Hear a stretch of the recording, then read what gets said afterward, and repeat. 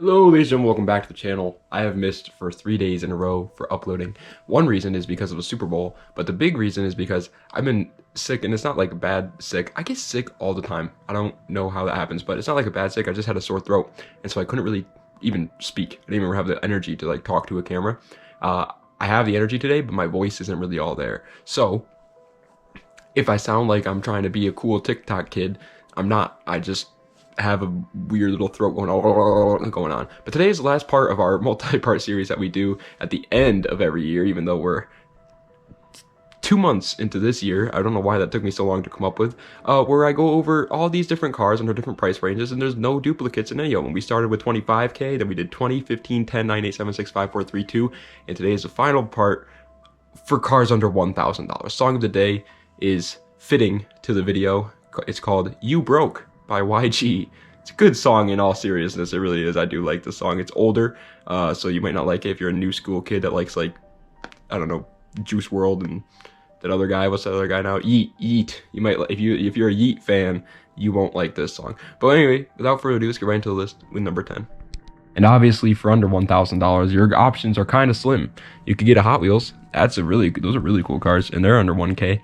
But number 10 is the Buick La Sabre. Yeah, there's not a lot out there. This is not the best start, and we're not going to get much better, if I'm being honest. These cars are just, unfortunately, just slightly out of your price range. But this one comes with a 3.8 liter V6, making 208 horsepower, and it's front wheel drive. That's very high. Getting anything over 200 horsepower for less than $1,000 is insane. As a matter of fact, it's the only car, on this list with a horsepower number over 200. Yes, it's front wheel drive. Yes, it's an actual grandfather car. Like, this is literally the car that I picture my grandfather driving. But it's gonna get the job done, man. It's not gonna be fast. You're not gonna beat anybody in a race. It's not gonna look cool. You're not gonna be going to car shows and win those. Although if you stance a Buick La Sabre, you'll probably get some attention, just saying. Coming in at the number 9 spot is going to the Dodge Neon SXT. SXT is always kind of like Dodge's like, I want to say base trim. You know, it's not the sportiest, but with the Neon, that's not the case. This one actually was slightly sportier than the base model. Not by much at all, but slightly sportier. It comes with a 2.4 liter inline 4, making 132 horsepower, and it's front wheel drive. That is the same motor that they put in the PT Cruiser, and I had a PT Cruiser for 4 years, and the car did give me some problems, but it was never engine related. The engine was fine. I barely changed the oil on that PT Cruiser, and it was fine. The motor is reliable as hell. The only problems that the PT Cruiser ever gave me were a lot of suspension issues for some reason. I don't really know why. Like, power steering rack went for some god knows what reason. There was just a lot of issues with the suspension, but in terms of its engine, reliable. And this is lighter than the PT Cruiser. Like, it's really light. It's it almost weighs as much as a Miata. Coming in at 8th place, again, I'm sorry that I'm not so enthusiastic today, guys. I feel bad, but I really just don't want to miss another day. I missed 3 days in a row, so I gotta get this video out. But number 8 is the Nissan Sentra B15. The B15 is, I believe, the 2nd generation of Sentra.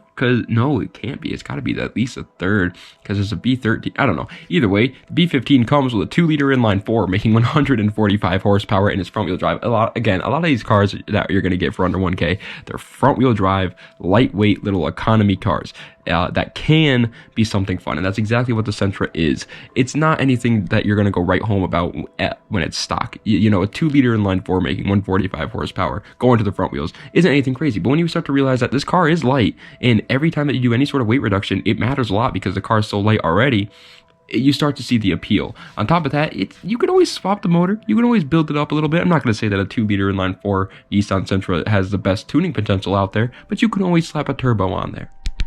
Number 7, however, is the first car on this list that I would actually personally own. I would 100% own this car. It's Mitsubishi Galant 8th generation. I think they look incredible. Now, unfortunately, everything else about the car really isn't incredible. The VR4 is, but the looks carry it. The looks carry this car to the top, my boy, because it does just come with a 2.4 liter inline 4, making 140 horsepower, and it's front wheel drive. And unlike the Sentra and Neon before that we were talking about, this car actually isn't that light. I mean, it's not heavy by any means necessary. It's not a car that you're going to be freaking taking around a corner and accidentally slam into a tree. No.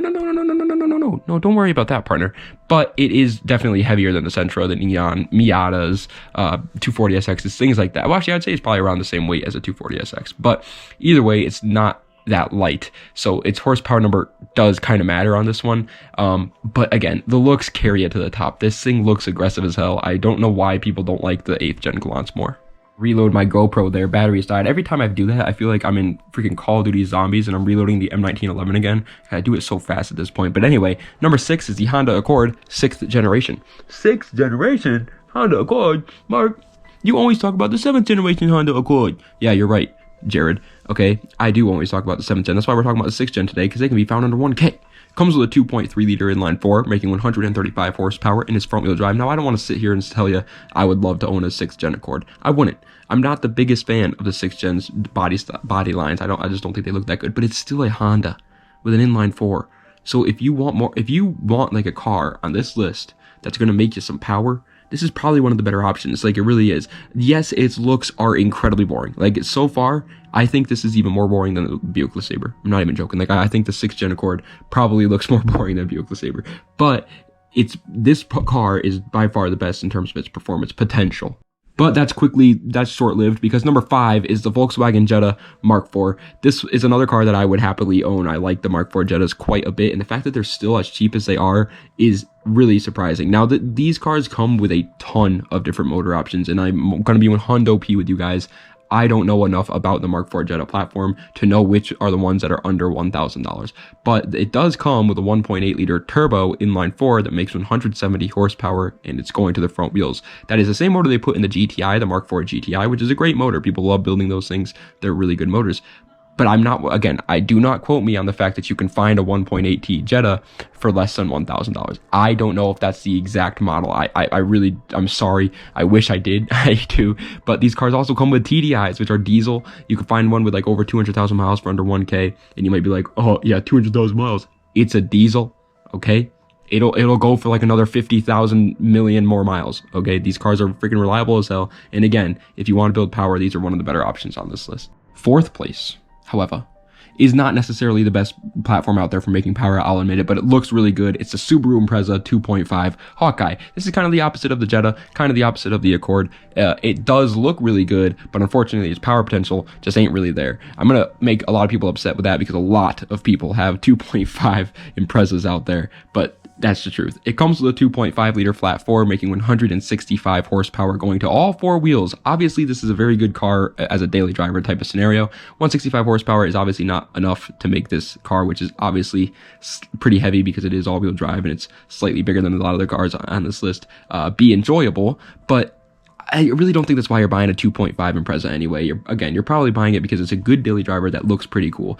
I would recommend staying away from actually trying to modify this thing to make any power, though. It's kind of a known thing that if you turbo a naturally aspirated Subaru, they like to give you head gasket issues. So just stay away from that side of it. If you do buy an Impreza 2.5, just build it up for its looks, okay? Build it up aesthetically and just have a nice daily driver that's reliable but looks good. 3rd place is just a car that I am in actual disbelief is still under $1,000. The fact that these things haven't just absolutely skyrocketed in price is mind-blowing to me. It's the Saab 900. These are like an enthusiast car. Like, people like there are a lot of people out there that like Saab 900s. They want Saab 900s, and they're still under 1K. They come with a 2 liter inline 4, making 130 horsepower in its front wheel drive.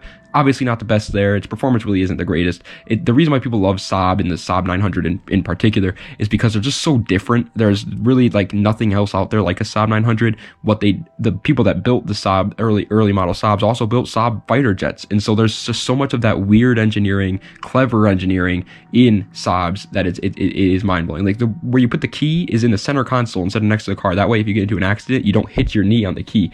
There's also the freaking engine is backwards for God knows what reason, but they did that. There's just so much cool little features on the Saab 900, and it looks pretty nice in my opinion. It looks unique. It's different.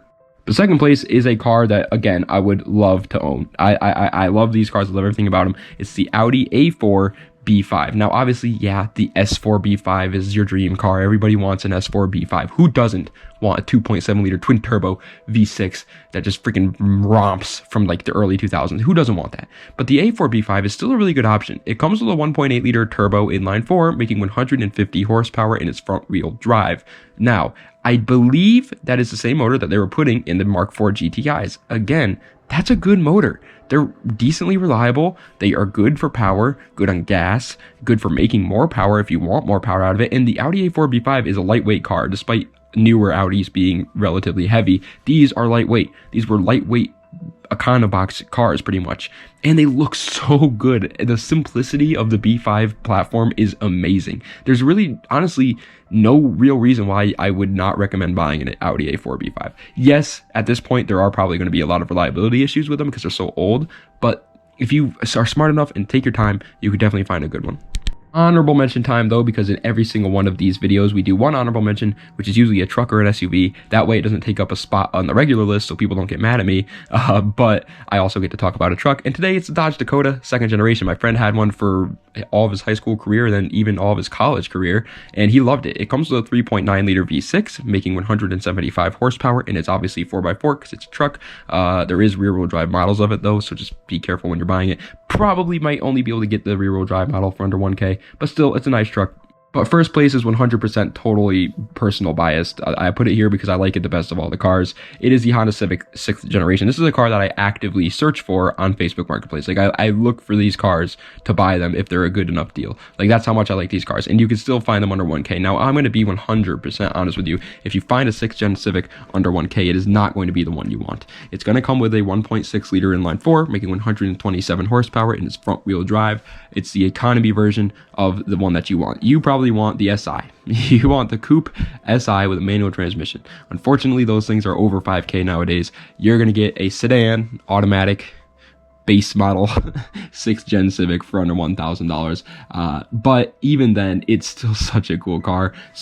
Manual swaps on these things are as simple as a freaking, they're the easiest thing ever. Buy a manual transmission for these cars. It costs like $200. There's 5 million of them at a junkyard. Go get a manual transmission. All you have to do is literally just bolt it up to the engine. This was before that they like made completely different bodies based off of if it was a manual or an automatic. So literally all you have to do is just pop some things out. Don't even have to like cut anything. Just pop some things out. Put the manual transmission in there. Now you got a manual. Yes, you'll be stuck with the sedan. Yes, it'll probably have a lot of miles, probably some rust on there, but it's under $1,000, man. What more could you ask for? I mean, it's a running and driving car under 1K. They're really, it's kind of hard to beat. But ladies and gentlemen, that is the end of today's video of the best cars for less than $1,000. It's the final video to this multi-part series. Again, I'm super sorry that I'm not super enthusiastic today, and I'm not like freaking jumping off the walls and doing backflips, doing cartwheels onto a pogo stick while also doing backflips on the pogo stick. I'm sorry I'm not doing that. I know that that's usually what I do, and that's typically Mark's intro videos.